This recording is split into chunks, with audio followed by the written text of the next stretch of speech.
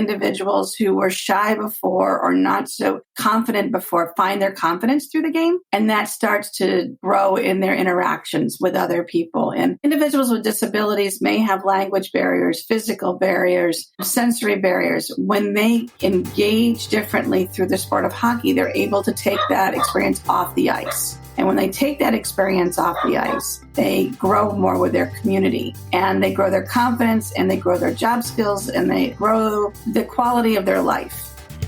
Welcome to the Midland Money Mindset Show. This is a podcast about the financial, money, and recreational mindset needed to successfully plan for and live your best life before and through retirement. Let's dive into today's show.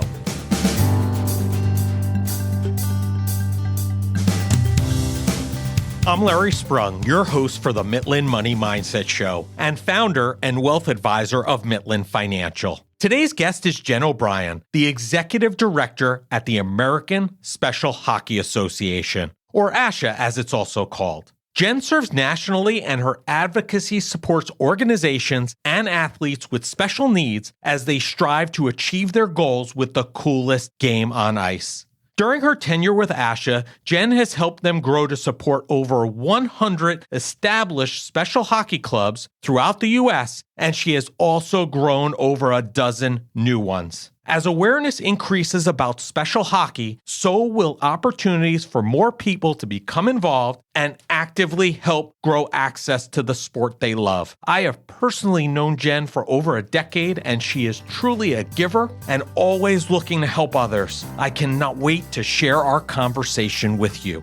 Well, hello, everybody. Larry Sprung here, and I have the distinct pleasure of being with Jennifer O'Brien, the executive director of the American Special Hockey Association, or ASHA for short. Thanks for being here today, Jen. Really grateful to have the time to spend with you. Yeah, it's awesome. It's not every day that we meet folks who are involved, nor have I spoke with before, people involved with the American Special Hockey Association. And this may be something new to most people out there. But before we jump into that, can you tell us about your path? What did you do? What made you come and become the executive director of ASHA? Well, like everybody, it's always a winding path to get where you land. And so I started working with individuals with developmental disabilities in upstate New York about 15 years ago. And obviously, I'm a hockey fan. And we were working with the AHL affiliate here in Binghamton, the Binghamton Senators at the time. And we were doing all kinds of things with them. And then as they moved on to Belleville, and the Devils came on board, we decided to start a special hockey team about a year before the transition. And we had no idea what we were doing. We just knew that we loved hockey and we had individuals who wanted to play and immediately got on the ice. And then one person connected to another. And I got a call from the founder of ASHA and then got involved with ASHA. And over a little bit of time, they called one day and said, "Hey, would you like to consider being the executive director of ASHA?" And it came at a good time in my life to make a transition. And it's been an amazing opportunity ever since. Awesome. Well, timing is sometimes everything, right? It is. I know you kind of touched on it a little bit, but what is ASHA all about? What is the American Special Hockey Association all about? Well, it's always a good question when people ask me that because it's kind of a little bit of everything. So I often say that we're kind of like a chamber of commerce for special hockey. We serve over 100 teams in the United States from Canada. I should go back here. We serve over 100 teams from Alaska to Florida. And we go from San Jose all the way up to the Maine-New Hampshire border. So we crisscross the country. Our teams are for individuals with developmental and physical disabilities who would otherwise not be able to play on a team. So we make sure that everybody has a place in hockey, and we take care of all of the special things that happen in special hockey, whether that be adaptive equipment, ice, training, all the things that are specific to working safely so everybody can have a great time on the ice and be a part of the game. Wow. So this basically, you're an outlet to anybody and everybody who wants to try hockey, whether if you have an issue or disability or an inability, your goal is to get them on the ice and allow them to have that opportunity, it sounds like. It is. And one of my biggest job is to make sure that I'm listening. So with all of our teams, we have an incredible collective knowledge. So when somebody in New Hampshire says, well, I want to start a new team, and they start talking about the people that are coming and coming to their team, I can match them with people who are doing that kind of activity in other cities. Right. So we don't have to reinvent a lot of wheels. What we do is we really use that collective knowledge to support and sustain these organizations. So we went from 55 teams 3 years ago to there's 105 currently that are registering with us. And we've gone from about 2,500 athletes to over 5,000 registrants. That is amazing. I am all in favor of anything that expands the sport, expands involvement, gets more kids, people, anybody involved with the sport of hockey. I think I remember a couple of years ago, my wife and I went to Vegas and we were there for the Western Conference. I think it was the finals between the Vegas Knights and the Winnipeg Jets. And just seeing the sheer number of people in Vegas wearing jerseys and excited about hockey. I remember walking around through the streets with her and just saying, oh man, this is so good for hockey. That's all I really care about is expanding the sport. And thank you for what you're doing for the sport. Now, I'm sure this comes up often. Is there any connection between ASHA and the NHL? Is there any line drawn between the two of you? Well, there isn't a line drawn between us. There's certainly a line connecting us. So we are partnered with the NHL through the Hockey's for Everyone initiatives and through all of the diversity, equity, and inclusion initiatives. So I'm an active member as well with the Youth Hockey Inclusion Committee, which there's been quite a lot of talk about what's going on with the NHL and trying to change the culture of the game. And they really are a fantastic partner with us as well as the AHL. So we will be doing more with the AHL. Obviously, this season's a little bit bumpy for everybody. One thing that we talk a lot with the NHL and the AHL markets, which are the different clubs, is that come and see how our teams are working because we're really good at changing on the fly. We're really good at meltdowns. We're really good at we can't do it this way. We have to completely change how we're going to be doing things. So we've really had an excellent opportunity here to really show some of what our skill sets are to help the larger hockey community kind of get through a pandemic and changes. And how do you change environments to make people more safe? That's something that we do all the time. Sure. What are some of the ways that you get support or help from the NHL or the AHL? And how do you guys work together? What does that look like? Well, it really is a give and take partnership. So what a lot of the things that we have been doing with them have to do with more engagement up until now. I mean, up until the pandemic, it was about engagement opportunities. One of my favorite stories, obviously, is with the New Jersey Devils in December of 2019, which feels like forever ago. But it was really the last major event that I had in person. We actually did what we call 6 activations. So normally you see one thing happen between any organization on a game day. We did 6 in one night. So first, kudos to those guys for being brave to take us on for 6. And speaking of Vegas, we had the Vegas special hockey team fly in from Vegas to New Jersey that night just to go to the Vegas Devils game because it was International Day of Disabilities for 2019. That's great. One of the things that we did with that market was we wanted to work with them about showing them how individuals with disabilities who've learned good job skills through their hockey, how they could work within the environment at a game day. So we had Evan and Yasser did the game call. Colleen Bryan did pictures down below. We had another individual helping organize all these people, and we had over 281 people there that night. And these are people you're saying the people that you are naming are people who are involved in ASHA in your organization, and they were taking part in a game day for an NHL team and got the opportunity to see what it was like to experience that role in an NHL organization that night, right? Not only experience it live and in person, being an actual participant in it. Right. They didn't have to watch from the corner, and getting the AHL and the NHL, and the AHL really started it with the Binghamton Devils, obviously had a part with Evan's story as well, but really working with these markets to realize that there are individuals that have amazing abilities that they may overlook based on perception that could really be assets to their organizations. And so that was an opportunity for us to work with the NHL and the AHL, both to really kind of broaden their reach, both in who they can have involved with their game day, but also getting creative on how they can widen their audience. Right. Now, when you said earlier, they got involved with the Devils during that game, 6 activations. What does that mean exactly? Yeah. It's always activations are really, that's kind of an in-house term, and I should explain that. But every time you see something like whether it be a Mites on Ice, or something like that. And we call those activations. We're activating something, whether that be a partnership, whether that be an engagement of some kind. And so when we're talking about what we do at an NHL game, when it's everything's happening at one time, we have what we call little different activations. And normally we pull off one, right? Not 6. And it included Keon Sethi got to meet PK. He is also the Sports Illustrated youth reporter, and he is one of our junior coaches. We had 200 some odd players from the New Jersey area teams there. We had the Vegas group there. We had Mites on Ice there. We had Colleen doing photographs. We had Evan doing, it was everything at once. And it took a lot of trust between our organizations to pull that off. And really proud of that night and proud of the fact that even this past year in December, they replayed some of that.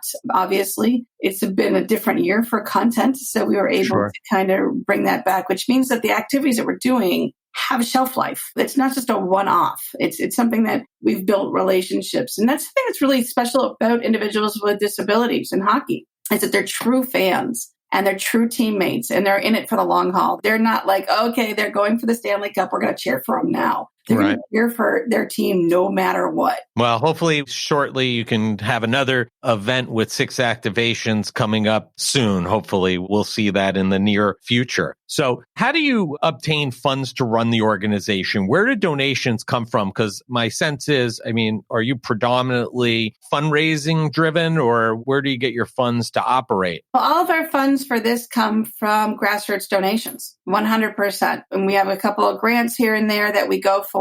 We've had a couple of festivals that actually end up being fundraisers for us that I've done. But almost all of it comes from grassroots. We charge no membership fees, and we do not actively try to undermine any of our local teams. So any fundraising we have to do has to be kind of nationally based and grassroots, because if I have a local organization that has a local corporation, I want to match them together. So we have a couple good partners coming online. Hockey Players in Business is a big piece of what we are looking forward to in this upcoming season and moving forward. And we're working with more corporate, larger national sponsors now. But we do everything that we do on less than $60,000, $70,000 a year in cash. Last year, we delivered over $3 million in value on that $60,000 in cash for all volunteer organization, obviously. Right. But it gets better every year. We're definitely growing. Bauer Hockey is probably our largest, most important supporter. Can't thank them enough. In the last 2 years, well over $500,000 worth of brand new equipment has been distributed through ASHA. There's a donation of Bauer by Bauer to teams, not just special hockey teams. We share them with any team that would need it. As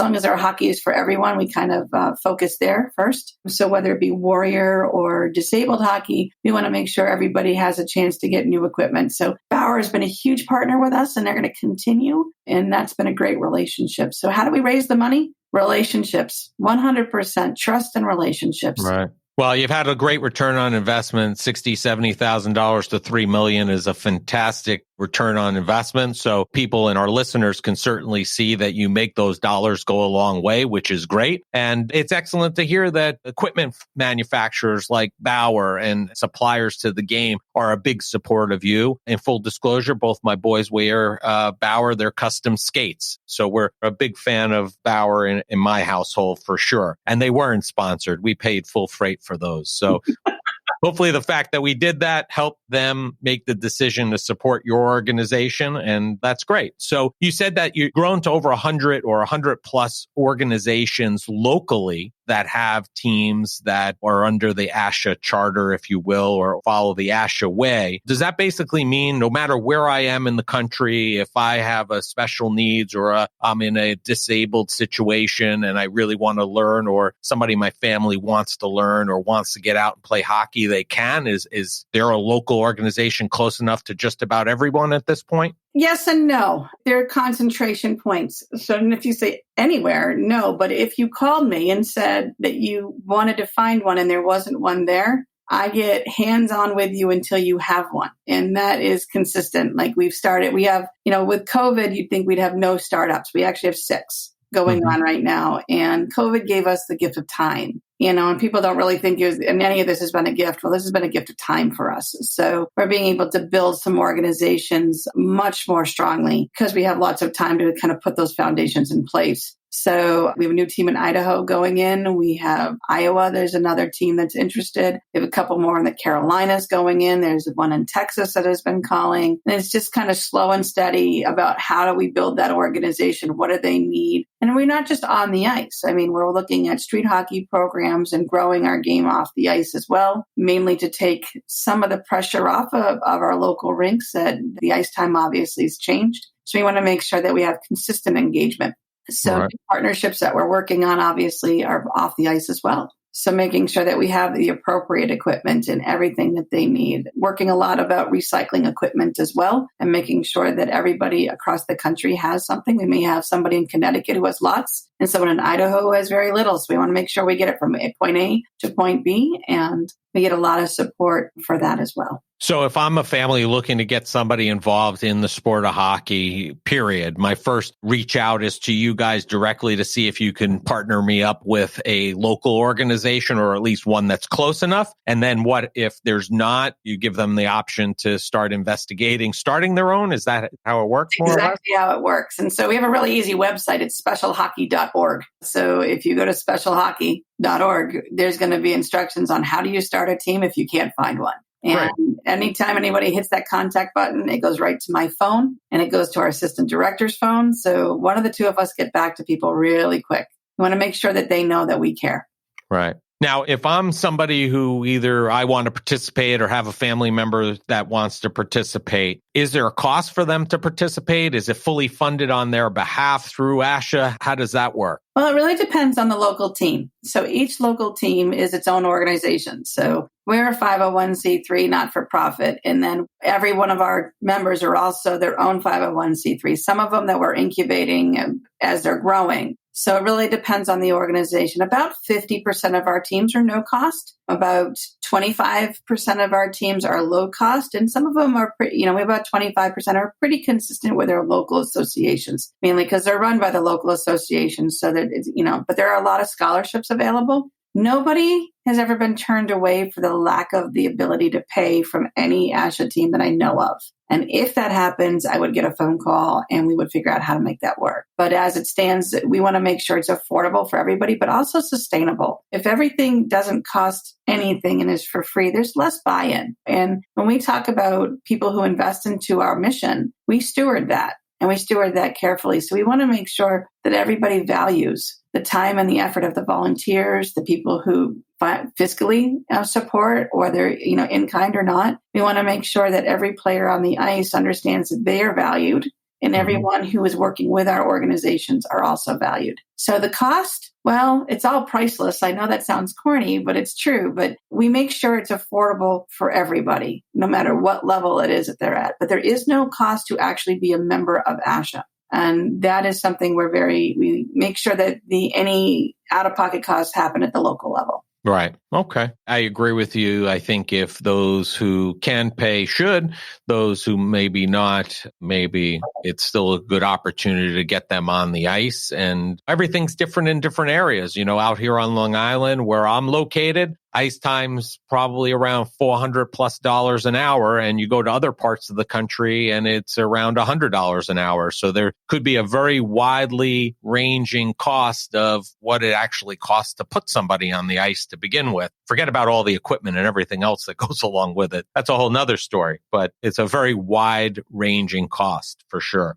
Listen, I know, and I played hockey all my life. My kids have been involved with the sport. And I think that you would agree from our conversations over the years that, there are so many benefits from playing sports. I tend to think, because I'm a little bit biased, but I think that there are even more so from hockey. How have you seen hockey impact the lives of those that are involved with ASHA? Maybe you could tell our listeners maybe a story or two about a direct situation where you've seen a specific impact to a specific kid or person or adult, anybody. Well, that's probably my favorite question that ever gets asked of me, although there's not enough time in this podcast to go through all of the stories. Sure. But I want to talk about this weekend, if I could, this past weekend, which is we have lots of time that I spend on the ice, like everybody for every weekend. But every weekend that I have, there's going to be a story. But I got a call from a mom who said they have a local little pond literally in the woods. And her daughter goes to go play, and her daughter has Down syndrome.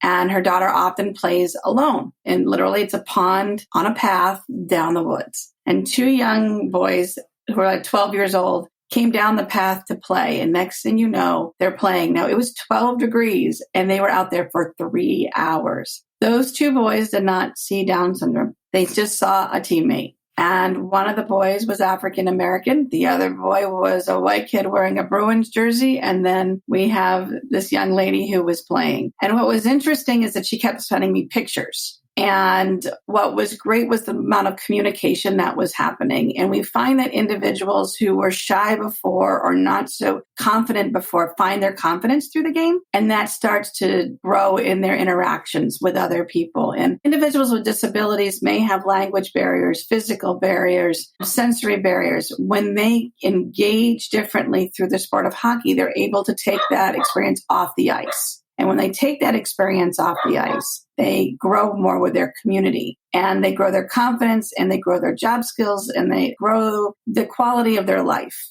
But what's really crucial about this was the sound of that mother's joy that, it's going to be okay. And I think no matter if you have a kid with a disability or not, when you look at your kid succeeding and being on a team with somebody else and you see it all working, we all get that sense of, it's going to be okay. And right now, with this pandemic, I think we all are craving that feeling of, something is okay and normal. And the whole weekend was full of these videos coming off the ice. And it went from 1 day to 2 days and from one player to two players to three. And at the end, there were about 10 kids on the ice all playing. And it was completely spontaneous. And nobody noticed who had a disability and who didn't have a disability, or who was one ethnic group versus another ethnic group. They were all hockey players. The only thing they knew was one was a Caps fan, one was a Bruins fan, and one was a Penguins fan. That could be more deadly than anything else. And that's the only thing that they were noticing. And They were comparing cellies. Right. And to watch a young woman with Down syndrome doing the Kuznetsov, bird celly, right. That's a whole thing. I can't even do that on a pond, which isn't even ice. Right. And that celebration of I am physically able, I am accepted for who I am, and my celly is just as good as anybody else's. And so when you ask about why hockey, well, because Bryant McBride says this all the time, hockey is the great equalizer. No one's born on skates. We all fall. Right. And we all have to get back up. And we all fall equally and we all get back up equally. So why hockey? Well, especially with ASHA, we're all equal. Mm-hmm. It's just how we approach our game. I've heard people talk about hockey and its special nature. And one of the things that you hit on was if you play baseball or soccer or track or name any host of sports, a lot of them are dealing with things that we just naturally know how to do, walking or running or things like that. Hockey, you actually have to learn how to skate before you can even play the game, unless you're talking about street hockey and not being on the ice. I'm just talking about specifically ice hockey. So once you get that bar, there's almost like this mutual respect for everybody who can do that, because it's like, wow, oh my God, you can do that. Now, this gal that you're talking about, was she reaching out to you because she was involved with ASHA already, or she was looking to get involved because of this experience? What was the connection there that made the mom reach out to you? This gal has been involved with ASHA for quite a while. She's actually quite well known. Once upon a time, she once asked Alex Ovechkin out for a sushi date. So a lot of people actually know who she might be in the Washington area. But what she is just, she is a hockey player, first and foremost. She's even invited on to her high school JV team now, which is just so exciting to see her, her using hockey as a place to grow. And in other areas as well. There's a player in the New York City area who is nonverbal, who uses hockey as a way to really get out of his shell and communicate. And I was watching the news one day like everybody else. It was 9/11. They were doing the memorial. And William stood up in front of everybody with his iPad and did the tribute to his father using his iPad at the 9/11 memorial. And he's one of our players. And knowing that where did he get that courage? Well, I think he got a little bit of it from being able to be around a larger group and not being afraid about using his communication device in front of everybody to get his point across. He does that to me every time I see him at a hockey game. Every time I see him, he's got that thing right in my face. He's telling me all the things I need to remember to do. And I love that I had that experience, and it's a real honor and it's a real privilege because they trust me and I'll never find better teammates. And it's not just her, it's him, it's them, it's all. Right. Every player that comes across has a story of why it means something to them, but it is the great equalizer. That's great stuff. So before I move on, did she get the date with Alex or no? She did. All right. See? They've been friends ever since. Hockey players are good people. I hesitated in asking the question, but I was fairly confident that the answer was yes, because that's the way hockey players are for the most part. So I thought I'd be okay and safe. She is the reason why Alex is one of our biggest. You always hear about how much support Alex gives to special hockey, and she certainly introduced him to us years ago, and he continues to be a great support, as do the Washington Capitals. That's awesome. I mean, listen, one of my boys played for an organization, and one of them does now, where normally, I think it's in February, typically they do a buddy skate where they bring in folks that have disabilities. There's no age band, so it could be kids all the way up to adults into the rink. And typically, I believe the bantams and the midget players will typically skate with them and assist them for the evening. And the smiles that we saw during that event over the couple of years that our kids took part in it was amazing. And I don't even mean just the smiles on the people that came in to skate those days, the folks with the disabilities or the inabilities, however you want to term it. I'm even talking about my kids, the smiles on their face, knowing that they were helping somebody do and get involved with and be able to skate and get involved with the sport that they love. It was just as rewarding for them and the players as it was for the people that come in for the buddy skate. It's just a truly remarkable night and day of the year that we always look forward to when they were involved with that organization and are involved with that organization.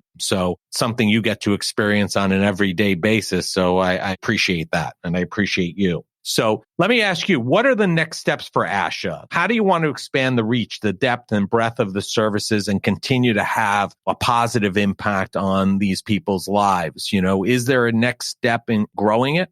Well, there is a next step. It's momentum. We're going to continue to build on the momentum that we have, and we're going to continue to grow as much as we get requests for. But our next step is really we came from a foundation. I took over from the founder who did a great job at building our foundation. And now it's about how do you build the rest of the house in a way that's sustainable. And as you know, when you have an organization that starts from a founder, there's one set of energy that kind of makes it happen. And then the next stage is really about using that energy to kind of propel the organization into something that's, strongly sustainable. So our next step really is taking a look to partnering with the larger hockey community. There's a lot of talk about changing hockey culture. Well, we want to grow and expand hockey culture with our partners and be an active part of it. I have to say we like our little piece of real estate. We know what we are. We know what we do. We know how we can be beneficial. And it's about how we better connect with everybody. So to your point earlier,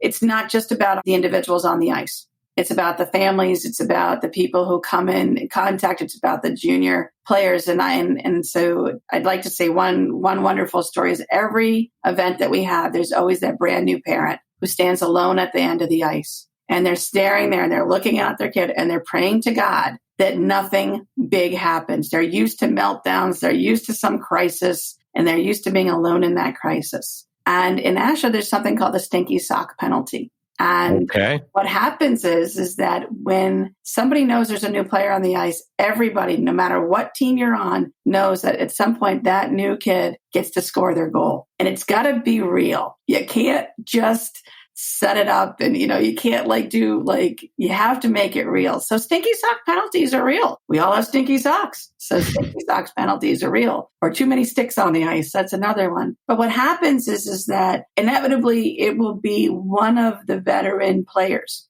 who will start to, when someone starts stealing the puck all the time, because they don't always know not to, right? Starts getting that puck back in front of the kid that needs to score. And all of a sudden, that parent starts to see the opposing team helping their kid. And everybody knows, who's been around long enough, there's a hush that happens. And everybody starts watching. And it might be like putt-putt golf, but eventually that kid will score the goal. And when that happens, that parent will turn around and see that there's probably about 10 parents now standing just the right distance behind them, cheering them on as much as we're all cheering on that kid. And there isn't a dry eye in the house every time it happens. And everybody just cheers. And we all know it's going to be okay. And that is what we're doing. We're just slowly building the momentum and helping each team, wherever they are, get to their goal and to continue to reach out and to continue to grow, but also encourage people to get more involved with us and see how being involved with us will benefit them, not only on the ice, but off the ice. Our junior coaches go on. They have lots of skills that they've learned in their game that they turn into leadership skills or they turn into communication skills. All those things us coaches have been telling them all of a sudden have some kind of different context. We want to build that up. We want to build the parents up. And so we connect to our wider community. So that's where we're going. And that's how we're going to get there. I think that is an awesome, bold goal, and I don't see anything in your way of achieving it. And we'll be watching you and watching the organization in the coming months and the coming years to come to make sure that you're on that path. So, Jen, we end every show with the same question. We ask everybody the same question. What did you do today that brought you joy and put you in the right mindset for success? What did I do today? Well, I opened my text messages to more pictures of this pond hockey game to kind of remind me about where we started. A simple game, just a lot of love for it and how we're going to be including others. And so my mindset started by focusing on my why. That's awesome. And in my own mind, picturing what those pictures look like. And I know that if those showed up on my phone, that would certainly bring me a lot of joy as well. So listen, there are people out here. We have a lot of people listening who are hockey people, right? They love the game. They love the sport. If they're looking to get involved with ASHA, they're looking to make a donation to ASHA to help support you and the organization and get involved, where do they go? Where do they go to do that and learn more? Specialhockey.org. Simply put, just go to specialhockey.org. If you have any needs or anything, hit that contact button and you'll be getting right to me. Everything's there, and we'll have everything in the show notes. I will tell you, I've known Jen for 10 plus years, if not more, and she is a giver. So she won't be as forthright as I will. Please help her organization, make a donation. If you love the game, let's help others experience the game too. Thank you so much, Jen, for joining us. I appreciate your time and make it a great day. Thanks for having me. I want to thank Jen O'Brien for being a guest on the Mitlin Money Mindset Show. Jen is a true example of someone that wants to leave the world a better place. Whether it's through her own business and personal endeavors or her work as the executive director of the American Special Hockey Association, ASHA, she's constantly impacting lives in a positive way. ASHA and Jen O'Brien can be found across all social media platforms, and I encourage you to take a look and think about supporting this great organization as they rely heavily on donations from the public. And as always, all of the contact information can be found in the show notes. Thank you for joining us this week on the Mitlin Money Mindset. Make sure you visit our website at mitlinfinancial.com and be sure to smash the subscribe button so you don't miss a show. We encourage you to help others find our valuable content. And listen, please, don't keep us a secret. You can also schedule an Is There a Fit call right from our website or by using the link that you'll find in the description section of your podcast player or app. Be sure to join us for our next episode to learn more about the mindset needed to successfully plan for and live your best life before and through retirement. The opinions voiced in the Mitlin Money Mindset Show with Lawrence Sprung are for general information only and are not intended to provide specific advice or recommendations for any individual. Past performance is no guarantee of future results. All indices are unmanaged and may not be invested into directly. Investing involves risk, including possible loss of principal. No strategy ensures success or protects against loss. To determine what may be appropriate for you, consult with your attorney, accountant, financial or tax advisor prior to investing. Investment advisory services offered through CWM LLC, an SEC registered investment advisor. Guests on the Mitlin Money Mindset Show are not affiliated with CWM LLC.